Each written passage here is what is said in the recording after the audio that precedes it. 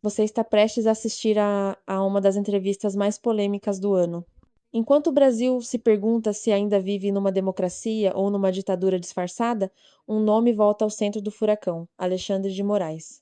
E do outro lado, na linha de frente da oposição, surge Nicolas Ferreira, jovem deputado federal que não mede palavras e hoje ele tem algo a dizer, algo que você precisa ouvir.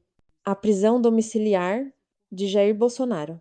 As acusações de censura, perseguição política e abuso de poder, as manifestações nas ruas, a ligação que acendeu o debate nacional e uma possível tentativa de calar quem pensa diferente. Neste vídeo, você vai entender como essa história chegou até aqui e por que que ela está longe de terminar. Nicolas Ferreira fala abertamente sobre tudo. Sobre o STF, sobre o poder do Congresso, sobre a pressão popular e os bastidores que a mídia não mostra.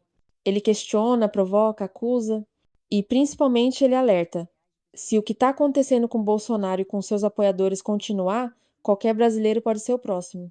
Será que ainda existe liberdade de expressão no Brasil? Será que a justiça é realmente igual para todos? Ou estamos diante de um jogo de cartas marcadas onde só um lado pode falar? Fique com a gente, porque nos próximos minutos você vai ver argumentos fortes, declarações que incomodam e um debate que pode mexer com as estruturas do país. Assista até o fim e tire suas próprias conclusões. Porque mais do que nunca o Brasil precisa abrir os olhos. Essas informações trazidas na coletiva da oposição e a prisão domiciliar do ex-presidente Jair Bolsonaro com uma figura central na oposição. A gente recebe agora o deputado federal do PL, Nicolas Ferreira. Tudo bem, deputado? Obrigada pela disposição aqui para essa conversa. Eu digo até que o senhor é personagem central dessa decisão. O senhor é mencionado pela ligação de vídeo que fez na manifestação de domingo ao ex-presidente Jair Bolsonaro. Ele não falou nada, mas Alexandre de Moraes entendeu que essa ligação, assim como a publicação do senador Flávio Bolsonaro, serviram para impulsionar mensagens proferidas na tentativa de coagir o Supremo Tribunal Federal e, consequentemente, obstruir a justiça e com amplo conhecimento das medidas cautelares impostas. Diante dessa afirmação de Moraes e do que aconteceu posteriormente à decisão de uma prisão domiciliar, eu te pergunto se o senhor se sente responsável pelo que aconteceu. Boa tarde, Tainá. Boa tarde, Uribe. Boa tarde a quem está nos assistindo. A peça central da prisão do Jair Bolsonaro é Alexandre de Moraes. Não pode ser eu. Obviamente, uma decisão sem pé e sem cabeça, uma decisão onde abre brechas para se cometer uma falta e depois ser punido por algo que não faz nenhum sentido. Basicamente, ele viu as pessoas na manifestação, nem mesmo se comunicou, como não foi no caso do Rio de Janeiro, tanto em Belo Horizonte quanto em São Paulo, ele literalmente viu as pessoas. Então, essa citação aí, acredito que Alexandre de Moraes coloque o meu nome para poder dar relevância em uma decisão irrelevante que ele deu. Ou seja, a peça central de fato disso tudo é Alexandre de Moraes. E é interessante como as coisas mudam de foco, né? No mesmo dia que se deu aí grande repercussão a respeito da vaza-toga, de mensagens que foram vazadas pelo ex-assessor de ministro Alexandre de Moraes. Ou seja, uma baita de uma coincidência. Então, não, jamais seria responsável por uma pessoa ser presa por não ter dito nada. E se estão confessando de que ele foi preso somente por poder olhar as pessoas na manifestação, meus parabéns, vocês estão confessando que nós já não estamos em uma democracia. Apesar do senhor apontar que Alexandre de Moraes é o responsável, o senhor se arrepende de ter feito essa ligação para Jair Bolsonaro? Claro que não. Eu vou me arrepender de fazer algo correto, algo que não tem nenhum tipo de problema. E não tem essa de apesar, Uribe. Apesar da pessoa ter matado, você foi lá e, sei lá, passou perto dela. O foco, literalmente, é o primeiro. É quem, de fato, o colocou na prisão, que é o Alexandre de Moraes. A gente não vai discutir aqui a respeito das ilegalidades que ele cometeu, por exemplo, as imagens, as mensagens vazadas, onde mostra que ele, enfim, praticamente sua equipe mandava prender pessoas por postagens de 2018. Ninguém vai comentar a respeito disso. Realmente o foco é, você se sente arrependido? Sinceramente, eu acredito que nós temos coisas muito mais sérias a se tratar. Você tem pessoas hoje presas de forma desproporcional, injustamente, tomando penas que nenhum criminoso de alta patente aqui no nosso país toma. Inclusive, saiu aí na notícias, né, de que Moraes diz que a justiça é igual para todos. Mentira. Sérgio Cabral agora, com certeza, deve estar rindo com uma condenação de 400 anos por corrupção na sua sacada ali do seu apartamento em Leblon. Então, não, a justiça não é literalmente igual para todos. Agora, Jair Bolsonaro está aí no mesmo patamar de que líderes de facção criminosa. Na verdade, um nível até mesmo abaixo, né? Porque até mesmo uma pessoa que é líder de facção criminosa pode dar entrevistas, né? E eu me pergunto, para poder finalizar e passar a palavra para vocês, e quem divulgou as imagens do Jair Bolsonaro falando com as pessoas na manifestação nas redes sociais, também vão ser indenizadas? Ou seja, não faz sentido nenhum, é uma ditadura extremamente confusa. E dizer de que ele quebrou a medida cautelar realmente é ignorar a sanha ativista de um juiz que, de fato, parece um político com uma toga. Deputado, eu queria saber como é que a política pensa essa estratégia jurídica ainda, a insistência que virá por parte dos advogados. Eles estão elaborando um recurso, basicamente para afirmar que Bolsonaro não descumpriu a medida cautelar imposta pelo ministro Alexandre de Moraes. Conversando mais cedo com aliados do ex-presidente, pessoas próximas também ao senhor, eles entendem que não há mais caminho jurídico para reverter essa decisão. O senhor concorda? E a estratégia política que está em curso, que é de muita pressão sobre a Câmara Federal, falo da Câmara porque o senhor é deputado, tende a dar algum resultado? Rui Barbosa pode ressuscitar que não ia adiantar de nada. Não existe um caminho jurídico para quando só uma pessoa decide a respeito de tudo. Eles irão recorrer a quem? Fazer o embargo de declaração para poder cair no próprio ministro Alexandre de Moraes? Mais uma vez, o ministro Alexandre de Moraes, ele acumula funções. Ele é o delegado, ele é o investigador, ele é o promotor, ele é a vítima, ele é o delegado, tudo ao mesmo tempo. Até mesmo o próprio Flávio Dino, por exemplo, que tem uma ação contra o presidente Bolsonaro, não se coloca impedido nessas ações. Ou seja, a gente, de fato, precisa colocar os pingos nos is e mostrar que não, nós não estamos em uma democracia que eu, como deputado, apresento uma PEC e isso vai ser aqui tratado de uma forma legislativa e da forma como deveria traçar o curso natural. Não, eu quero dar o exemplo aqui mais recente, e nem é sobre, digamos assim, uma pauta, digamos, moral, por mais que isso atue na vida das pessoas, mas é uma pauta econômica. A derrubada do aumento de IOF foi feito pelos deputados, foi feito por essa casa, foi feita pelo Senado, e o que aconteceu? O PT recorre até o STF e é sorteado, o homem sortudo, cai na mão do Alexandre de Moraes para poder decidir, então, o aumento do IOF. E o que ele faz? Ele mantém o aumento do IOF. Ou seja, isso não é violar as barreiras e os limites dos poderes que nós temos? Ou seja, já não há mais poder executivo, legislativo e judiciário. Há somente um poder chamado Alexandria. De fato, é somente o ministro Alexandre de Moraes que decide a respeito de tudo. E quero deixar aqui algo bem claro. Não tem uma oposição ao ministro Alexandre de Moraes por picuinha, por bia. Isso aqui diz respeito a questões muito sérias, como eu disse. O ministro Alexandre de Moraes está em uma lista, não uma lista de chamada de uma escola, ele está em uma lista onde existem pessoas que são violadores de direitos humanos, criminosos de alta patente. E isso precisa ser dito de forma clara.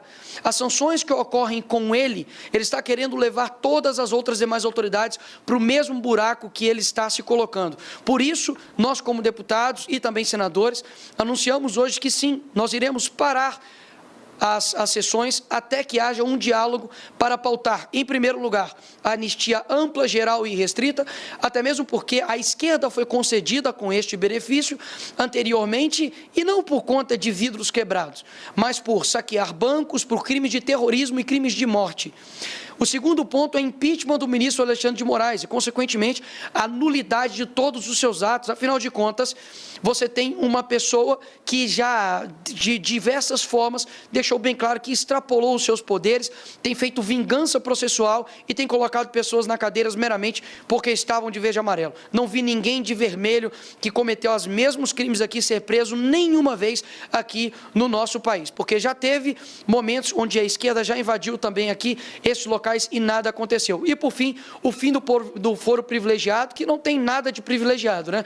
Não, como deputado, o foro privilegiado, olha só, deveria ser para poder proteger os deputados, o seu artigo 53, a inviolabilidade do mandato, mas hoje o maior ataque que há à nossa prerrogativa de deputado e senador é vinda do Supremo Tribunal Federal. Então, não há privilégio nenhum. E, por fim, eu deixo aqui minha pergunta. Por que Jair Bolsonaro e todas as pessoas que foram envolvidas no dia 8 estão sendo julgadas pelo Supremo Tribunal Federal? Por quê?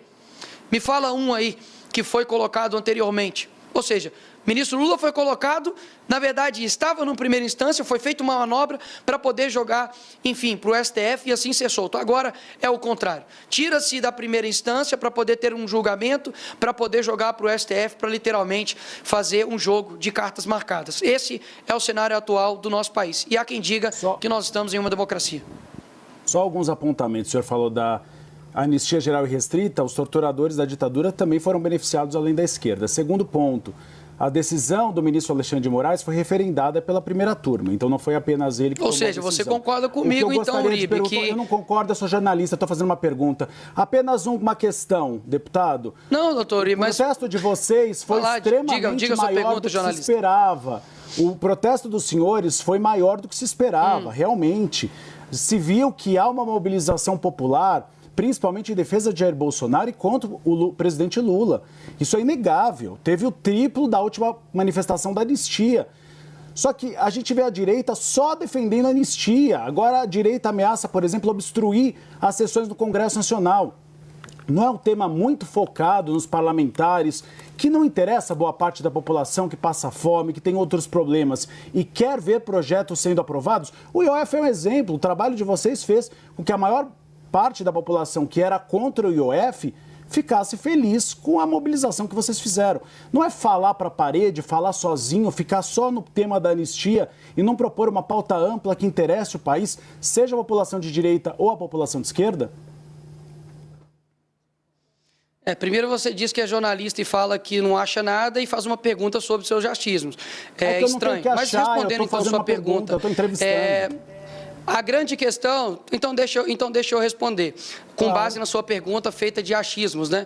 O que eu estou querendo dizer, Uribe, é o seguinte: primeiro, a respeito sobre a anistia, é o que exatamente estou querendo dizer. Houve uma anistia ampla, geral e restrita, eu não disse somente para a esquerda, houve uma anistia ampla, geral e restrita, e é isso exatamente que eu estou pedindo para todos. E neste caso, agora em específico, foi para as pessoas, obviamente, que cometeram aqui alguns crimes e delitos, mas não de proporção de 17 anos. Agora, quem não está preocupado com o foco dos grandes problemas reais do país é o ministro Alexandre de Moraes.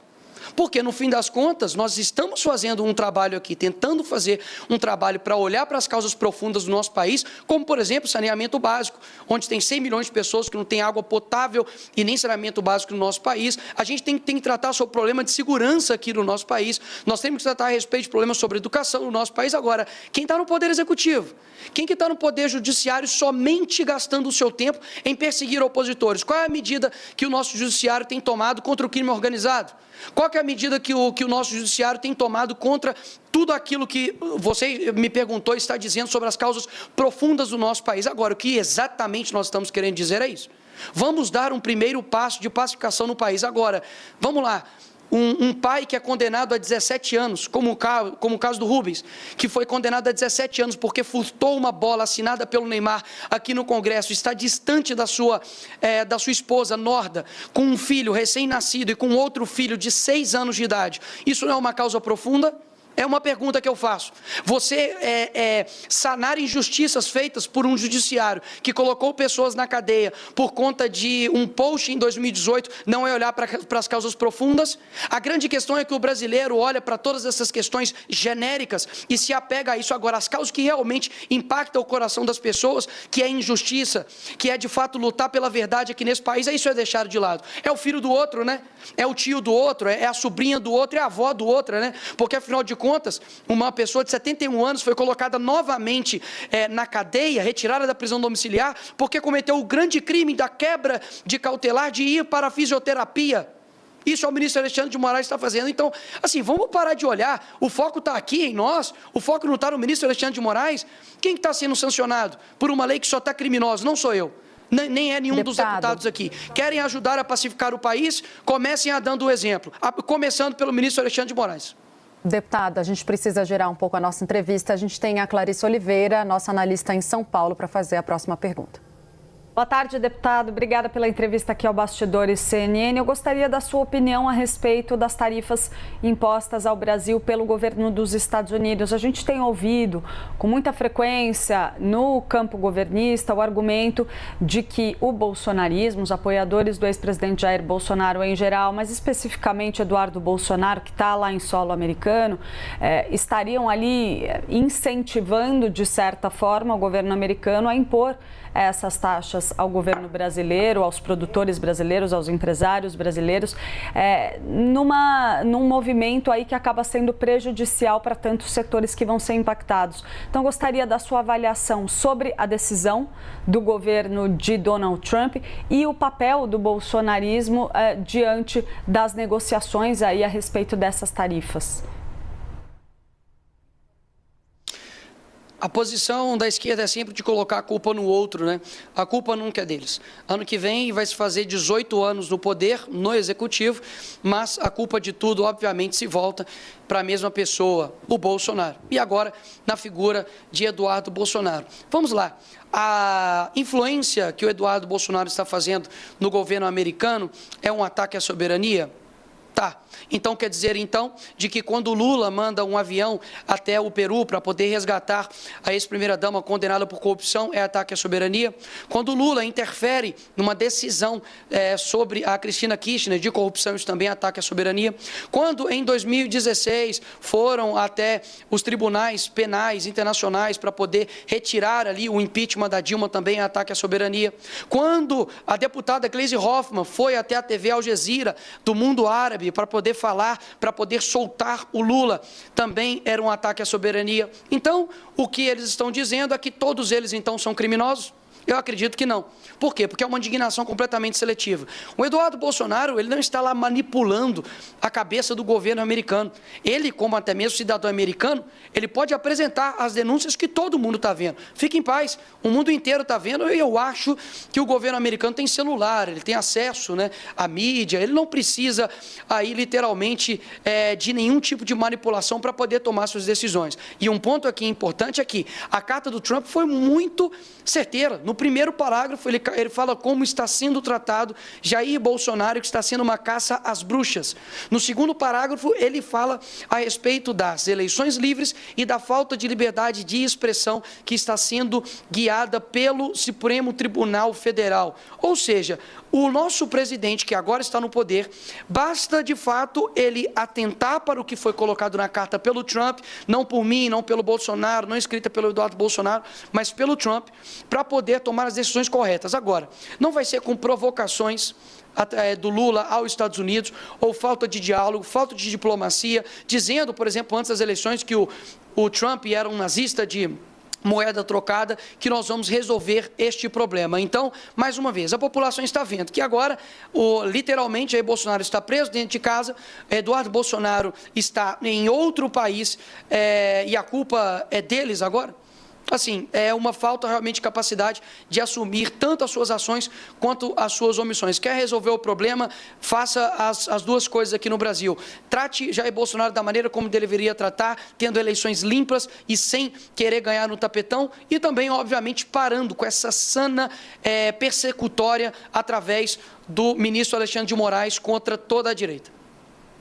Deputado, a gente tem visto que essa pressão sobre o Congresso Nacional não funcionou no início da legislatura, foi feito um movimento semelhante, depois os dois presidentes abriram para um diálogo. O fato é que essas propostas que vocês citaram hoje como principais, sem falar do pacote antissupremo, mas para a Câmara é anistia, para o Senado é o impeachment do ministro Alexandre de Moraes, não andaram, não avançaram, e quando a gente fala com a cúpula dos dois lados ali, há uma chance zero de que essas propostas, nessas condições, no calor das emoções, vão ganhar tração nas duas casas.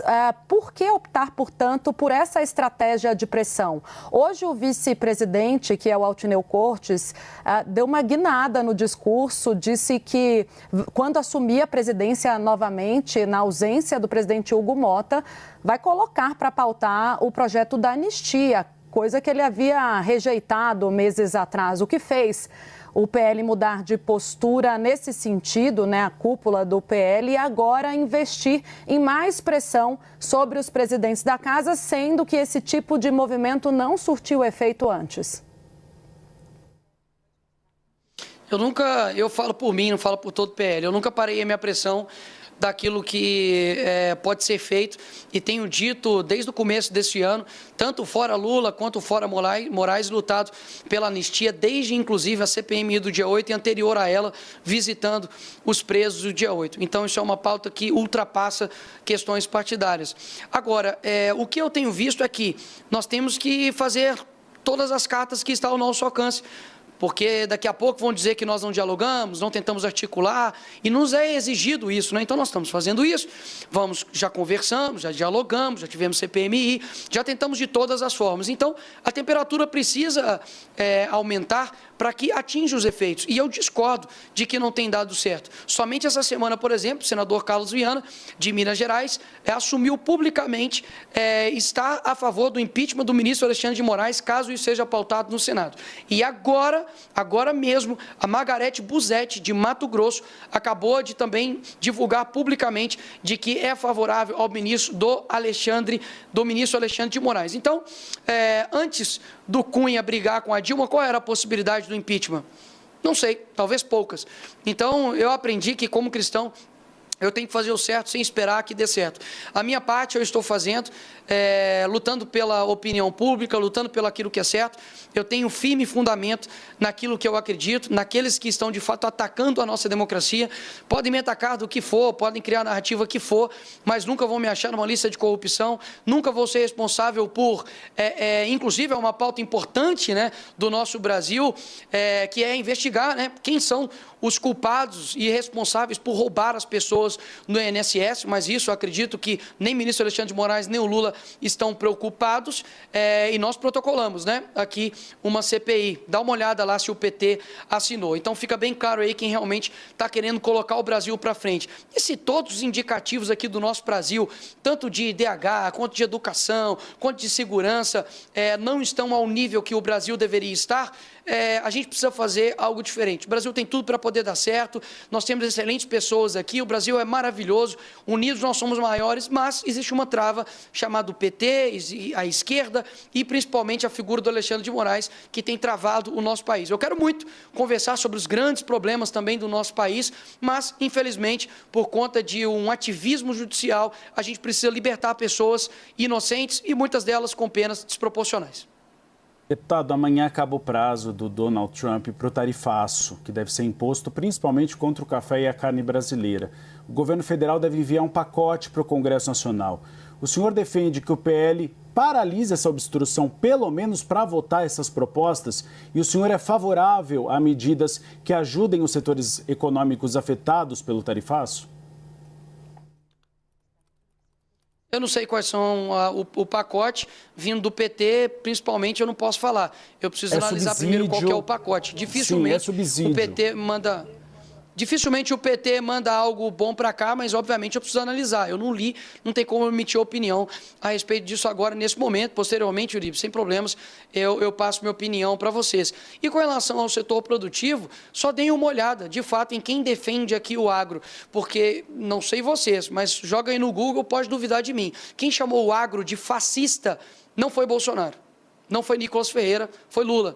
Então, é só ver como que é o tratamento que estão dando, por exemplo, para o agro do Rio Grande do Sul, depois de uma catástrofe, basicamente deixados ao pó, o povo que realmente sustenta aqui esse país. E, mais uma vez, quem tem gerado a crise diplomática com os Estados Unidos, inclusive através da sua primeira-dama, xingando o homem mais poderoso do mundo, que até então fazia parte do governo americano, tem nome que é Janja, quem tem feito diversos ataques à democracia americana e dito, inclusive, sobre desdolarização, tem reforçado ali o BRICS, é o presidente Lula. Então, se ele quer ajudar o agro, leia mais uma vez a carta do Trump. Se ele não conseguir ler, pede um assistente, pede um assessor para poder ler para ele entender o que o Trump está querendo dizer, e a solução está nas mãos deles. Não tem como colocar que a solução agora está na nossa mão. A solução está na mão deles. Basta, mais uma vez, ter essa sana persecutória findada contra Jair Bolsonaro e outras pessoas também de direita, anistia ampla geral, que para mim é um preço muito, muito baixo para poder pacificar o país, vocês não acham? Anistia ampla e geral para pessoas que quebraram aqui vidros, etc. e tal, estava querendo dar um golpe impossível, um crime impossível, eu querer, Tainá, querer te envenenar com um copo de água potável, é um crime impossível. Tinha aqui pessoas aqui extremamente idosas, não tinha uma arma de fogo. Que golpe é esse? Ou seja, o presidente, de fato, está preso, é o primeiro que está preso não por corrupção. E pelo que eu vi aqui na história do nosso país, se ser preso te faz ser presidente, então Jair Bolsonaro tem grande chance, mais uma vez, de se tornar presidente do nosso país.